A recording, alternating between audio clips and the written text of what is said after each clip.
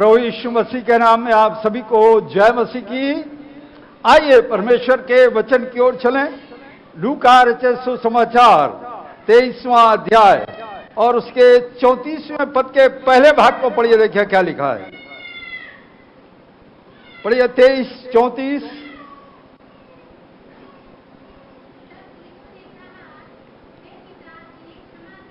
हे पिता इन्हें क्षमा कर। देखिए बस आगे थोड़ा धीरे से चलेंगे, ध्यान दीजिएगा परमेश्वर आपसे क्या कहना चाहता है। प्रभु यीशु मसीह सलीब पर इस समय लटका हुआ है और दर्द से परेशान नहीं है।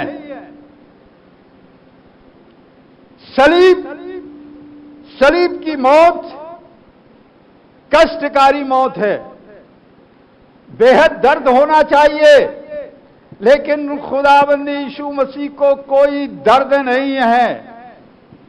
इसलिए मैं कह रहा हूं ध्यान से सुनिए परमेश्वर क्या कहना चाहता है। और जब चूंकि दर्द नहीं है इसलिए बाप और बेटे का संबंध है और कहता है हे बाप इन्हें क्षमा कर। तो क्या आप सोचते हैं परमेश्वर ने क्षमा कर दिया?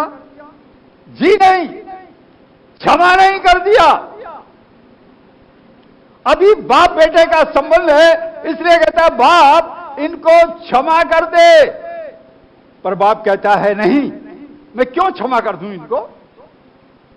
तू निर्दोष है, कोई तूने गुनाह नहीं किया, किसी को तूने सताया नहीं, लेकिन इन्होंने तुझे सूली पर चढ़ा दिया है, ये तेरे प्राण को लेना चाहते हैं, मैं क्यों क्षमा कर दूं? नहीं क्षमा करूंगा। फिर भी खुदाबंद कहता है नहीं बाप इन्हें क्षमा कर। शायद आर्गुमेंट कर रहा है और वो क्षमा नहीं कर रहा है। हम 2023 सालों से क्षमा का प्रचार कर रहे हैं, लेकिन मैं आज इस सुबह बताना चाहता हूं ये अधूरा सुसमाचार है, ये पूरी बात नहीं है, क्योंकि पाप क्षमा नहीं है। जो आदम का पाप था वो क्षमा नहीं है।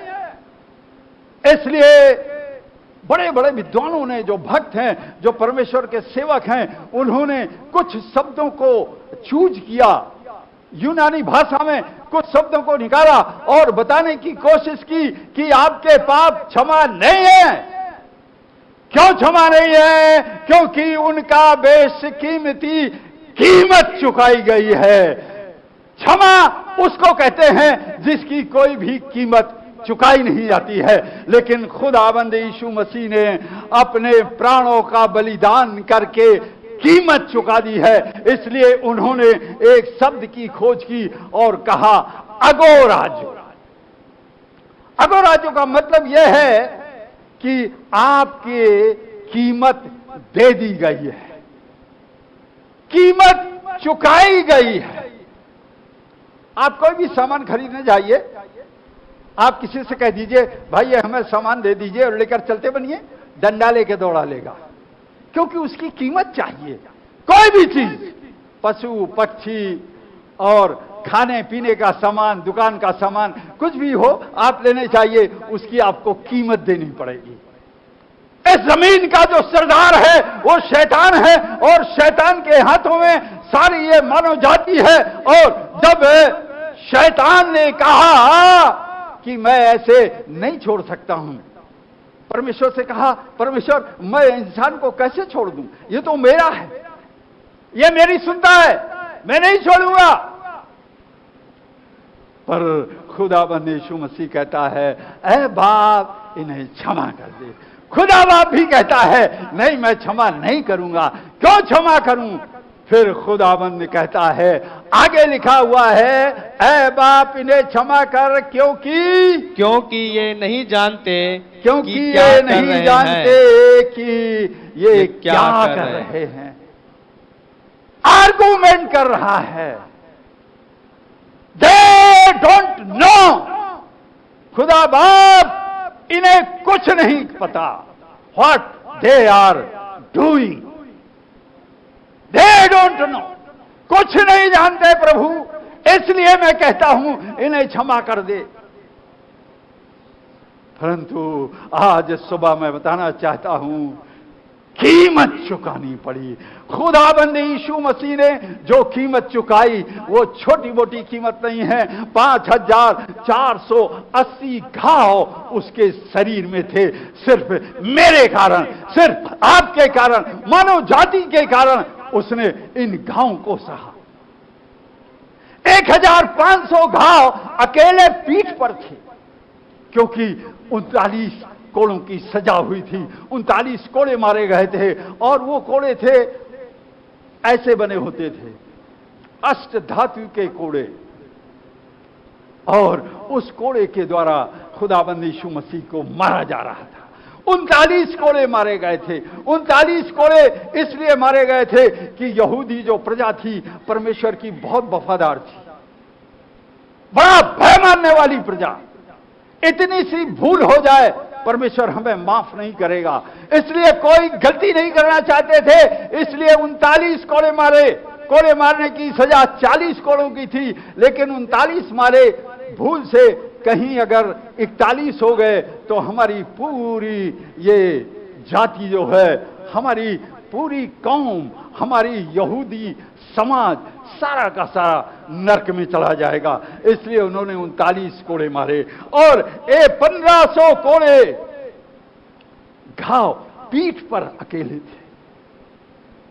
17 कांटों का ताज खुदाबंद यीशु मसीह ने अपने सर में रख लिया, और एक ऐसा फूल जो दुनिया का सबसे खूबसूरत फूल था, और वो फूल सिर्फ यरूशलेम में पैदा होता था, सिर्फ इज़राइल देश में पैदा होता था। बेहद खूबसूरत फूल था, लेकिन उस दिन के बाद उसने फूल देना बंद कर दिया। 17 कांटों का ताज यहां रखा था, यहां कोड़े मारे जा रहे थे, लहू लुहान शरीर था, खून बह रहा था उसके, उस कोड़े खाने से खून बह रहा था, उसे कांटों के ताज रखने से। और 500 लोग जो सरकारी लोग थे, जो पुलिस के लोग थे, 500 लोग साथ चल रहे थे, वो मार रहे थे। 1500 घुड़सवार थे। ऐसा लगता है जैसा कि कोई बहुत बड़ा आतंकवादी हो, इतनी बड़ा इंतजाम किया गया था। लेकिन मैं आपको बताना चाहता हूं, परमेश्वर ने इस बेशकीमती काम को किया, इस कीमत को खुदाबंद यीशु मसीह ने चुका दिया। इसलिए खुदाबंद कहने लगा, बाप इनको क्षमा कर दे।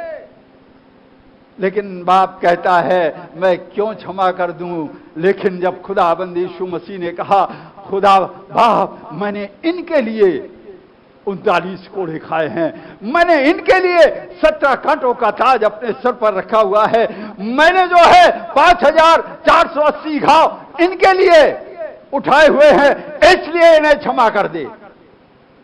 और खुदा ने कहा, ठीक है भाई, अगर तूने अपना बलिदान किया है तो फिर मैं इन्हें क्षमा कर देता हूं। और जैसे ही खुदाबंद को, यीशु मसीह को पिता परमेश्वर ने छोड़ दिया, क्योंकि सारे जहान के पाप की जिम्मेदारी खुदाबंद यीशु मसीह ने अपने ऊपर ले ली। उसने कहा, मानव जाति को क्षमा कर दे प्रभु, मैं कीमत चुका रहा हूं, अगो राजो मैं इसकी कीमत दे रहा हूं। इन्हें नरक में जाना चाहिए, इनके पास मौत आनी चाहिए, मैं इसका जिम्मेदार हूं, इन्हें क्षमा कर दे। और जैसे ही उसने इस गुनाह को क्षमा किया, वैसे ही परमेश्वर ने एक पल के लिए खुदाबंद यीशु मसीह को छोड़ दिया, क्योंकि परमेश्वर न्यायी है। परमेश्वर पाप को देख भी नहीं सकता, और खुदाबंद यीशु मसीह ने सारे जहान का पाप अपने ऊपर ले लिया। परमेश्वर ने उसे छोड़ दिया, और जैसे परमेश्वर ने छोड़ दिया वैसे चिल्ला उठा, एली एली लमा सबक्तनी, हे मेरे परमेश्वर, हे मेरे परमेश्वर, तूने मुझे क्यों छोड़ दिया? प्रिय मित्रों, शुरू में देखिए कहता है, ऐ बाप इन्हें क्षमा। कोई दर्द नहीं है वहां, कोई तकलीफ नहीं है, लेकिन जैसे ही मानव जाति के पापों को उसने अपने ऊपर ले लिया, वैसे ही परमेश्वर ने छोड़ दिया। और जैसे ही परमेश्वर ने छोड़ दिया, बाप बेटे का संबंध टूट गया। और वही खुदा बाप चिल्लाने लगा, हे मेरे परमेश्वर, क्योंकि अब पुत्र नहीं हूं, मेरे पापों का बोझ ले लिया, पिता और पुत्र का संबंध खत्म हो गया। इसलिए कहने लगा, हे मेरे परमेश्वर, जो सारे संपूर्ण ब्रह्मांड का मालिक है, उससे कहने लगा, हे मेरे परमेश्वर, तूने मुझे क्यों छोड़ दिया? खुदा बाप पहले ही कह रहा था, भाई मैं इन्हें माफ नहीं करूंगा, लेकिन जब खुदाबंद यीशु मसीह ने आर्गुमेंट किया, बाप ने छोड़ दिया और अब दर्द होने लगा। इसलिए खुदाबंद यीशु मसीह ने हमारे लिए कीमत चुकाई है। हमारा पाप जो बाला आदम का पाप था, वो क्षमा नहीं हुआ है, इसकी कीमत दी गई है।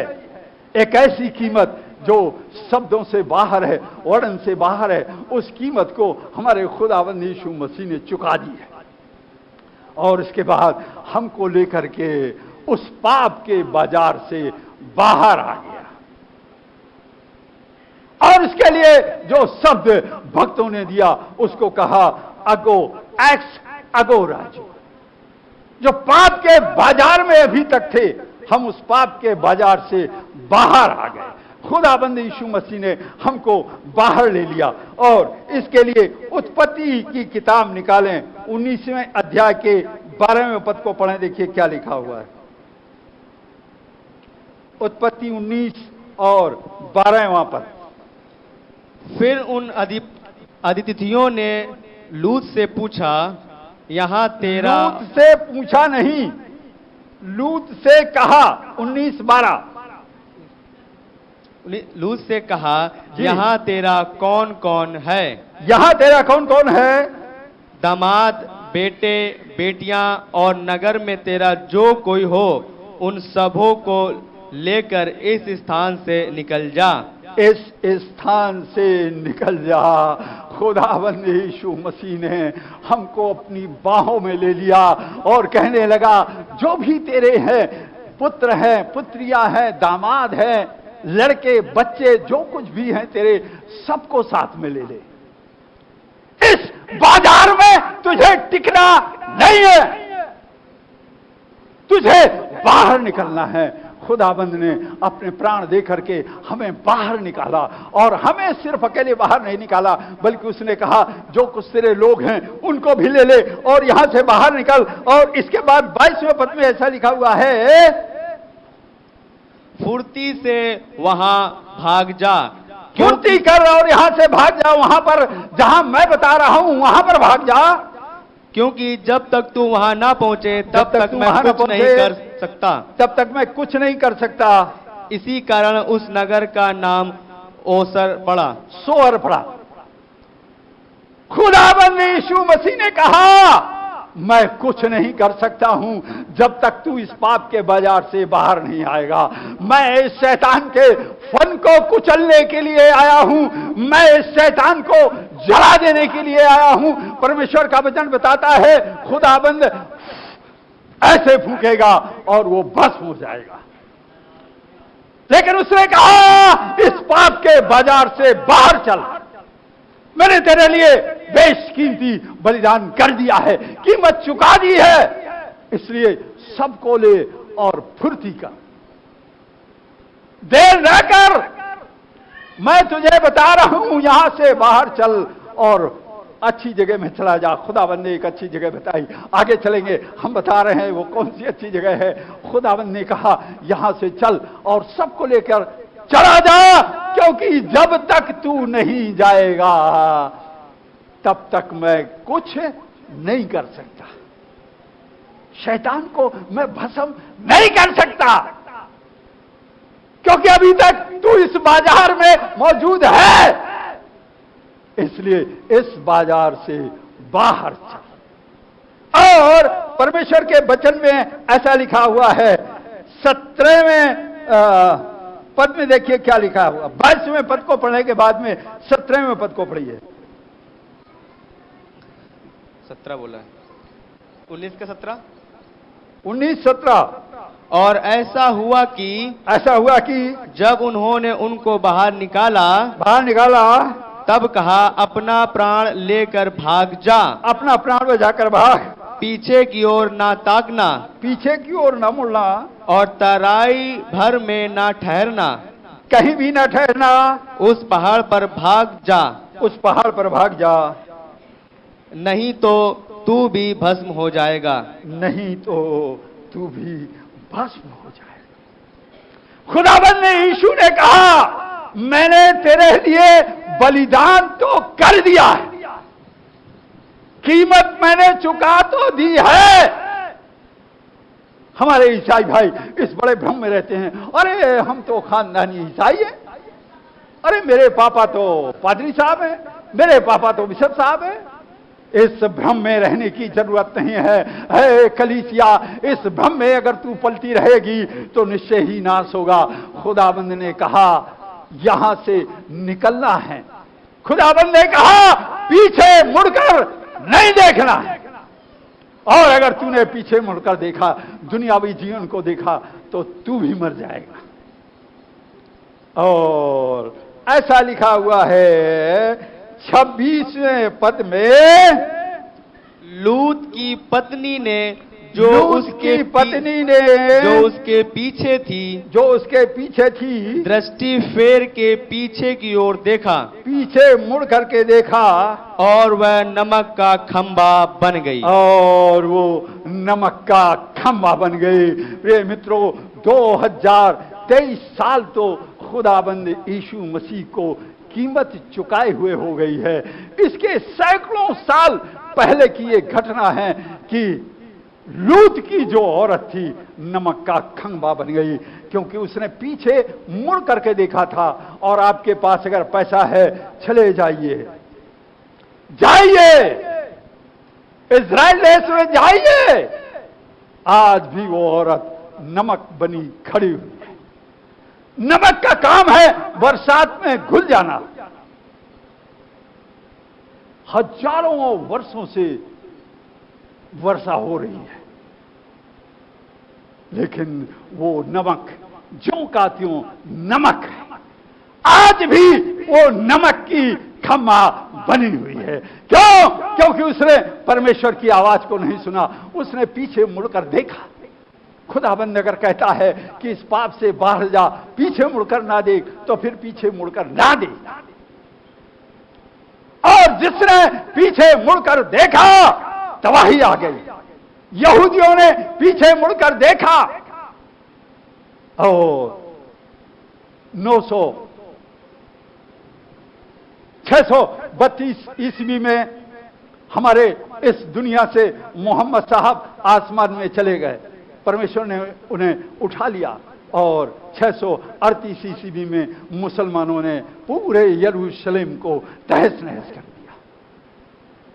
उन्होंने पीछे मुड़कर देखा और आज भी बहुत बड़ी समस्या यरूशलेम में बनी हुई है। वहां डोम और रॉक बना हुआ है। यहूदियों ने पीछे मुड़कर देखा और हमेशा हमेशा के लिए अपनी समस्याओं के जिम्मेदार हो गए। इसलिए खुदाबंद कहता है पीछे मुड़कर मत देख। आप जाइए, नमक का खंबा ही नहीं है, बल्कि जब वाचा का संदूक यरदन नदी को पार कर रहा था, यरदन नदी पूरी तरह ऊपर तक बह रही थी। यहोवा के दास ने पुकारा, प्रभु हम इसको कैसे पार करें? उन्होंने कहा कोई चिंता की बात नहीं है, ये वाचा का संदूक है, याजकों को दे दे। और जैसे ही याजक लोग इस पानी पर ऐसे तलुए अपने रखेंगे, वैसे ही ये नदी दो भाग हो जाएगी। आज भी जाइए, उस नदी में 12 पत्थर रखे हुए हैं, क्योंकि जब नदी को पार कर लिया उन लोगों ने तो परमेश्वर ने कहा 12 पत्थर ये जो लाए हो वहां रखो जा करके। आज भी वो 12 पत्थर उस नदी में रखे हुए हैं। नदी का बहाव है, बह जाना चाहिए, बड़ी बड़ी चट्टानें बह जाती हैं, वो तो मात्र पत्थर हैं, ज्यादा होगा इतना बड़ा पत्थर मैंने तो कभी देखा नहीं। अब स्वप्न में भले खुदावा मुझे दिखा दे, लेकिन मेरा वचन बताता है वहां पत्थर रखे हैं और जो लोग जाते हैं वो बताते हैं। मुझे क्या मालूम कि वो औरत आज भी नमक का खंबा बनी खड़ी हुई है। जिन लोगों को हमने यरूशलेम भेजा, हमने बताया भाई जाओ, उन्होंने बताया कि वादी साहब आज भी नमक का खंबा बनी खड़ी है। यह इस बात का प्रमाण है कि इस पवित्र वचन बाइबल में जो कुछ लिखा हुआ है उसकी एक एक मात्रा, एक एक बिंदु हां और आमीन में पूरा होता है। इसलिए परमेश्वर ने कहा तुम्हें बाहर नहीं मुड़ करके नहीं देखना है, अपने जीवन के द्वारा मुड़ना नहीं है, अपने कामों के द्वारा मुड़ना नहीं है, अपने भोजन के द्वारा मुड़ना नहीं है। अब कोई कहेगा साहब भोजन, अरे हम तो सब कुछ खा सकते हैं। हाँ सब कुछ खा सकते हैं, लेकिन निश्चय जानिए परमेश्वर को पता था कि कौन सा भोजन आपके लिए नुकसानदेह है, इसलिए परमेश्वर ने भोजन को भी बता दिया कि ये वाला भोजन मत खाना। लेकिन है कलीसिया, आज भी ऐसे लोग हैं पागलों की तरह, जिस भोजन को मना किया गया है उस भोजन को खा रहे हैं। ये हमारे बीच में पादी साहब बैठे हुए हैं, इनके स्कूल में बड़े बड़े विद्वान हैं और वो उस भोजन को खाते हैं जो परमेश्वर ने मना किया है, और उस भोजन को खाने के बाद में वैसे ही उनकी बुद्धि बनती है, वैसे ही उनका जीवन बनता है, वैसे ही उनका चरित्र का निर्माण होता है। इसलिए भोजन के द्वारा भी हमें परमेश्वर के आदेशों का पालन करना है। परमेश्वर ने अगर कहा इस जानवर को मत खाना तो फिर मत खाना, क्योंकि उसे पता है इस जानवर में कौन सी बुराई है। परमेश्वर ने कहा इस पक्षी को मत खाना तो फिर उस पक्षी को ना खाना। अरे फलाने तो खाते हैं, हम भी खा लेते हैं, जाओ नमक का खंबा बन जाओ। जैसे अगर हम ईस्ट में चले जाएं तो वहां लोग कुत्तों को खा जाते हैं। कुत्तों को खाने के लिए परमेश्वर ने नहीं कहा कि भाई कुत्ते भी खा जाओ। प्रभु का धन्यवाद हो कि यहां इधर के लोग कुत्ते नहीं खाते हैं, पर कोई कहे कि अरे फलाने तो कुत्ता खा रहा है, उसको तो कुछ नहीं हो रहा है, हम भी खा लेते हैं। खाओ और फिर भोगो। इसलिए भोजन के द्वारा भी आपको परमेश्वर को महिमा देना है, पहनावे के द्वारा आपको परमेश्वर को महिमा देना है, पीछे मुड़ करके नहीं देना है। अब आप कोई कहेगा अरे साहब आप पश्चिम में चले जाइए, वहां तो औरतें 2-2 अंगुल के कपड़े पहनती हैं, तो हम भी पहनेंगे। ठीक है, भोगो। वहां अगर पहनती है तो वहां परमेश्वर उनको कभी भी माफ करने वाला नहीं है। क्यों नहीं है? भागे अदन में परमेश्वर ने खुद कपड़ा अपने हाथों से पहना दिया। वो चाहता तो ऐसे कपड़े पहना सकता था। ये कपड़े महीने 2 महीने में फट जाते, परंतु खुदा बाप चाहता था कि ये मानो जो है मर्यादा में रहे, इसलिए जो कपड़े उसने पहना है वो चमड़े के कपड़े थे। आदम और हव्वा दोनों को पहना दिया, ताकि जब इनकी बुद्धि विवेक बढ़ेगा, जब ये आगे को जाएंगे, जब नई नई खोजें करेंगे, तब ये अपने ढंग का कपड़ा खोज लेंगे और मेरी इस बात को याद रखेंगे कि पूरे शरीर को ढकना है। इसलिए पहनावे के द्वारा भी हम पीछे न मुड़े, क्योंकि हमारे बाबा आदम, हमारी माता हव्वा तो कोई कपड़ा नहीं पहनी थी, तो हमें फिर कोई कपड़ा नहीं पहनना चाहिए। लेकिन खुदाबंद ने परमेश्वर ने, यहोवा ने चमड़े के कपड़े पहना दिए, अपने हाथ से पहना दिए, क्योंकि मानव जाति इस सृष्टि में सबसे बिल्कुल अलग है। इसलिए परमेश्वर के इसी वचन में दर्ज है, लिखा हुआ है, मर्दों का पहनावा औरत ना पहने, औरत का पहनावा मर्द ना पहने। मैं नहीं कह रहा हूं, इसी में लिखा हुआ है। इसका मतलब है परमेश्वर कह रहा है कि तुम्हें मर्यादा के अधीन रहना है, अपने वस्त्रों के द्वारा, अपने चरित्र के द्वारा। ऐ कलीसिया, तुझे मुड़ना नहीं। आप टीवी देखते होंगे और उसमें दुनिया भर के बहुत सारे प्रचारकों की बातें आती हैं, और बहुत सारी महिलाएं हैं जो प्रचार कर रही हैं, और खुलेआम एक बार नहीं बल्कि कई कई बार बताती हैं कि हमारे पिता ने हमारे साथ अत्याचार किया, अत्याचार का अनाचार किया। आप समझ लीजिए वो क्या कहती हैं, वो बड़े खुले खुले शब्दों में बोलती हैं, हमारे पिता ने हमारे साथ ऐसा किया। क्यों किया? खुद बताती हैं कि हम घर में जब रहते हैं कपड़े नहीं पहनते हैं।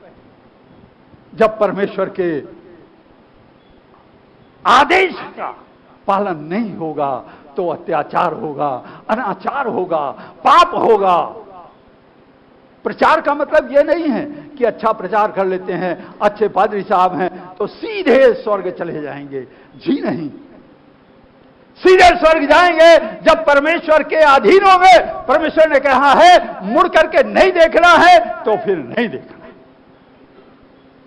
अपने चरित्र के द्वारा, अपने जीवन के द्वारा। और खुदाबंद ने कहा मैंने तुमको इसीलिए इस पाप के बाजार से बाहर किया। इसलिए भक्तों ने शब्द दिया एक्स अगोराजो। और उसके बाद खुदाबंद यीशु मसीह ने हमें बांध के नहीं रखा। एक उदाहरण देता हूं, आप बकरी खरीदने जाइए, बकरी खरीदने जब बाजार में आप जाएंगे तो आपने बकरी खरीदी, उसकी कीमत आपने चुकाई और फट से उसका जो भी बांधे रस्सी गले में वो लिया और पकड़ के आ गए। घर में आप आए और उसको आपने दूसरी जगह बांध दिया, कभी उसको खुला नहीं छोड़ा। क्यों? हम भाई कीमत चुका के आए हैं इसकी।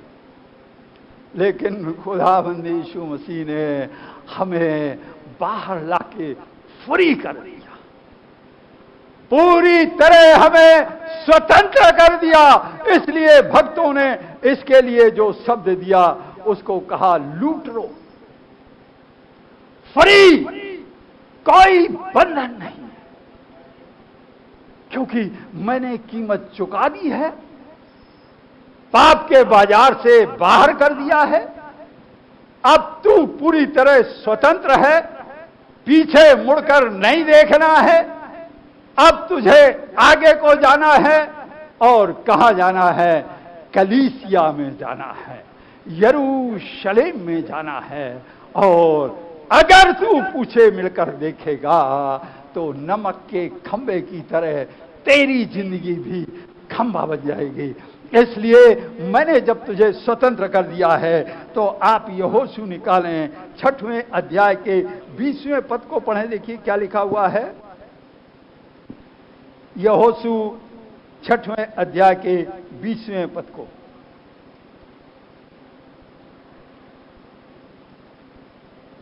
जी